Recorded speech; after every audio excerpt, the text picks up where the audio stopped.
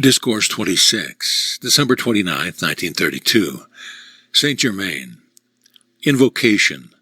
Thou mighty, infinite presence, all-enfolding love, infinite in thy activity, gracious in thy loving power, we salute thee heart to heart, face to face, pouring forth eternal gratitude for the outpouring of thy mighty energy, for the use of thy directing wisdom, for the presence of thy opulence in our home and use. We acclaim ourselves that active part of thee, self-conscious of thy divinity, maintaining every hour thy supreme command. I bring you greetings from the great host who minister and who watch all activity. The Discourse. We all rejoice exceedingly in the wondrous loving presence of the students, for the great harmony, joy, and accomplishment that has been attained. How mighty that miracle-working presence I Am can and will manifest its dominion if such a wonderful state is maintained. And I tell you with no uncertainty it can be maintained, ever growing greater and greater in the comprehension of that God presence in its supreme power of divine love. Every student should remember with definite certainty that in this quickening power of the I Am presence, within his being, everything good or otherwise is stirred into action. If there is latent within that conscience rebellion, resentment, or the inclination to judge, it means that all this will be stirred and brought to the surface to be consumed. And I tell you with no uncertainty, unless the student consciously consumes that which is brought forth to the surface, it will consume him. If one finds himself becoming irritated, he should seize the reins and issuing that command through the I Am presence and declare that this be governed harmoniously.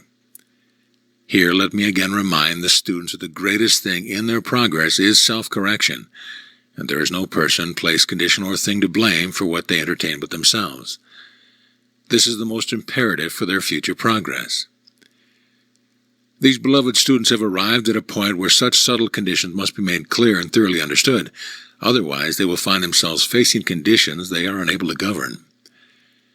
I repeat again to the students to be greatly encouraged because of the strides they are making in self-control, the fuller and fuller acceptance of these mighty laws of life, and their willingness to apply the mighty whip of self-correction.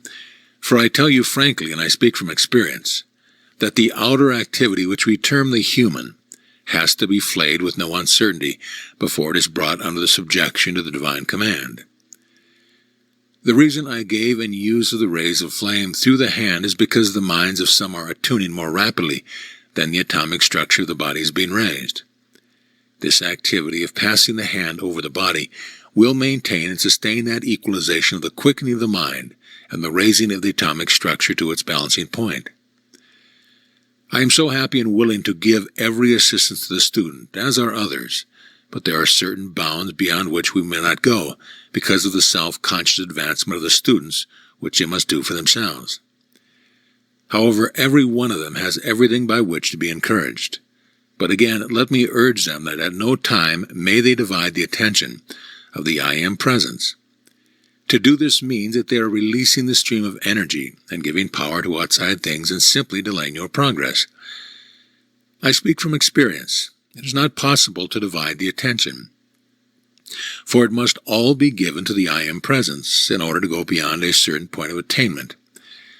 I do not wish to bring any shock to the students under this radiation, but I must speak the truth, that if those beloved students who have been brought under this radiation are not able to hold their attention entirely upon the I Am presence, it will close the door to our assistance to them for a long time. This need not be done if the students will follow the direction. Make the sincere effort every time the attention wanders off. Bring it back with firm determination and say, I give all power to the I Am presence, which I am, and I refuse with determination acceptance to anything else ever again. I wish to prepare the students that there will come the time when they may not be sustained by our messengers, but must rely on their own ability to hold with such a firm grip upon the I Am presence that they will always receive its mighty sustaining power. It is useless and a mistake for any student after months of instruction to each day, or even a few days, allow himself to be thrown into a sense of depression or doubt of the inner power or his abilities to apply it.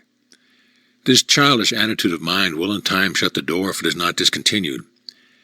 Each student should take his positive stand the moment discord of any kind attempts to enter into the mind and assert his dominion by declaring, I am the almighty governing presence of my life and my world, and I am the peace, harmony, and courage, self-sustained, which carries me serenely through everything that confronts me. It is so important that the students have the benefit of the manuscripts that we must discontinue the instruction until they are completed, for according to their ability to accept that which is illustrated in the manuscripts, will the great judge determine what shall next be given. We may not, under any circumstance, take the student beyond the point where he is well fortified. I must say, for the protection of the students, that certain phenomena manifest about them to be calm, poised, and unmoved by it at all times, and to go serenely through, not allowing their attention to be held by it. For it is not unlikely in this number of students that some may have sufficiently generated energy from past understanding at a certain point to produce certain phenomena. In such a case, they should always take the firm stand. I am the governing presence of this, utilizing it in its highest expression and use. You see, in all this amount of instruction that has been given, it is but a fragment upon which the student must build. The student must always watch for ideas from within himself upon which to build his expansion. The first premise for every student on earth who wishes to attain permanent achievement is to first remind himself that I am the presence and intelligent activity. This is the first principle, and in it he can never go astray. I assure the beloved students that they need not crave nor desire phenomena, for the natural law of their being is their sustained progress, will produce abundant phenomenal proof as they are ready for it. In this, mark you, I do not in any ways refer to the appearance of any of the ascended ones, for that is an entirely different thing, and is really not to be taken as phenomena of any kind. I watched with great interest the interactivity of the students Tuesday and Wednesday, and it was very gratifying to see the expansion of that inner light within them as the power of love grew more intense. It should be remembered by the students that when they say I am, they are making the outer activity a mighty magnet for the light to reach and expand. I think it would be very wise for each student to take the attitude at this time, or in the beginning of the use of both the instruction and the manuscript. Great I am presence, take me within thyself. There instruct me and cause me to retain the full memory of these inner instructions. As messengers of the light, this training is very essential. But the idea should not in any way cause anxiety or tension in a desire to retain, because an attitude of that kind might easily close the outer memory of the inner experience. I cannot help but smile to myself at the closeness which some of the students are coming to most surprising things. But I trust they'll always find themselves poised and serene in whatever the experience is, knowing that I am the one eternal, self-sustained life in action, and to forever remove from their consciousness that there is such a condition of so-called death anywhere in the universe. The outer activity of the mind and world is a passing maya, shifting as the sands of the desert, and need never cause anyone the slightest concern, for I am the eternal life, knowing no beginning and never finding an end. Out of the heart of that great silence comes the ceaseless, pouring stream of life of which each one is an individualized part. That life is you, eternally, perfectly self-sustained, and the garment it clothes itself with are but a little consideration, until one comes to a point of recognition wherein the attainment has prepared him for the seamless garment, self-sustained, radiant with every prismatic color. Then may one indeed rejoice in that eternal garment that is ever radiant and changeless, which has removed him from the wheel of cause and effect, and has made him a being of the cause only. That cause is the radiance of divine love, ever pouring and evolving from its conscious, self-poised, radiant God-center. The heart of the I Am presence, which is eternal youth and beauty, the all-knowing presence containing in self-conscious action the past, present, and future, which after all are but the one eternal now. Such is the eternal elimination of all time and space. Then you find your world peopled with perfect beings, your buildings decorated with choicest jewels, you standing in the center of your creation, the jewel in the heart of the lotus, its petals your mighty avenue of its perfect activity. Such is a humble picture of that which stands before you, beckoning you into your perfect eternal home and radiance. You see, I feel a glorious radiance, and if each one, especially the students, could center themselves in the presence of divine love and hold themselves there firmly, What wonderful experiences would come to them if they would shut out the interference of the outer activity of the mind. For one to take the attitude that I am the presence of divine love at all times would do such wonderful things. To use this statement and feel it would at all times close the door to the outer activity of the mind. The solution of every problem is always right at hand because I am presence always holds everything within it. A demand is the impelling of a solution into expression.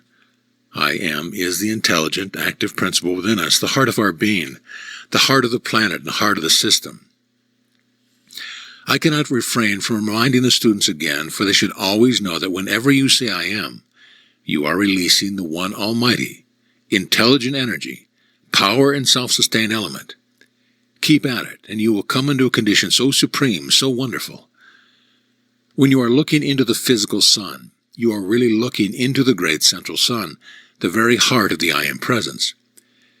You must take the unconditional stand with your body that the I am presence governs this physical body completely and compels it into obedience. The more attention you give your body, the more it is the master, and the more it will demand and keep demanding from you. When the physical body is either chronically ill or continually showing disturbance, it proves that it has been given attention over a period of years to one disturbance or another, and it will never improve until one takes the positive attitude and whips it into obedience. You can positively produce whatever you want in your body if you will fix your attention upon the perfection of it, but do not let your attention rest on its imperfection. For the ascension, I am the commanding presence. Use this often, for it stills the outer activity so you become centered in the activity of love. The instant you feel something discordant, turn away from it. You have the scepter of power in your conscience. Now use it. You are to follow Jesus' command. See no man after the flesh. It means exactly what it says. Recognize no human imperfection in thought, feeling, word, or deed. A very powerful thing to use in problems is to take the simple consciousness. God in me, the I am presence, come forth. Govern and solve the situation harmoniously. It would do wonders. The whole thing is to instantly draw forth the I am presence and set it to work. Jesus said, ask and you shall receive. Seek and you shall find. Knock and it shall be opened unto you. Say to your divine self, see here, God, come forth and take care of this. God wants you to set him to work. This release of the flood of God energy, intelligence, and substance which flows to do the command. Benediction. Thou mighty, commanding I am presence, assert thy dominion within the heart and conscience of each student. Command the life activity to express its fullness. Set thyself a guard at the door of the mind of each one, so he admits only that which is helpful and harmonious. Bless each one with the power to hold fast and go forth to harmonious attainment. We thank thee. Notes. Cha-Ra, his mother, Nada, and Saint Germain were working very intensely on the expanding of the inner light within each one who is here. We wish that the students might see from the inner standpoint. It would be an experience never to be forgotten.